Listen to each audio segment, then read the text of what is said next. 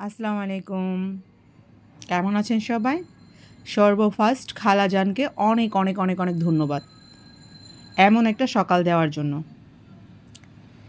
আমি টুম্পা আজ সিরাজদি খান বাজারে চলে আসলাম নাস্তা খাবো বলে। Family plan.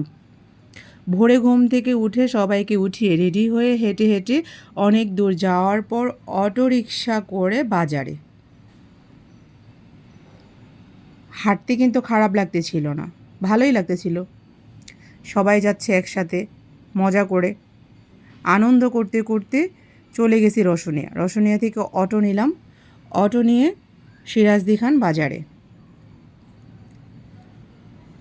এই মাঝখানে ছিলাম আমি একটু। বাস চলেন বাজারে যাই। বাজারে যেয়ে কী খাবো সেটা দেখাবো। বাজারে ঢুকেই ফার্স্ট খেলাম মাঠা।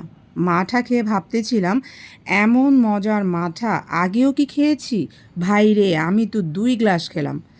খাওয়া শেষে সেকা রুটি খাবো বলে দাঁড়িয়ে আছি। রুটি মজার ছিল, বানানোও দেখাবো। যখন রুটিগুলি বানাইতেছিল না, মনে হইতেছিল উফ, কী যে স্বাদ, কী যে মজার হইব এই রুটিগুলা। হ্যাঁ, রুটিগুলা মজারই ছিল, অনেক মজার ছিল, কিন্তু এটার সাথে যদি হালুয়া হইতো না তো আরও টেস্ট হইতো। কিন্তু এই দোকানে হালুয়া ছিল না, ছিল শুধু ডাল আর ভাজি। এই ডাল আর ভাজি, এর চেয়ে ডাল আর ভাজি বাসারটাও অনেক মজার লাগে। তেমন মজার ছিল না, খাওয়ার উপযোগী ছিল না। তারপরে কি করতে হয়, নিয়ে ফেলছি। খাবার ওয়েস্ট তো করা যাবে না, তাই না?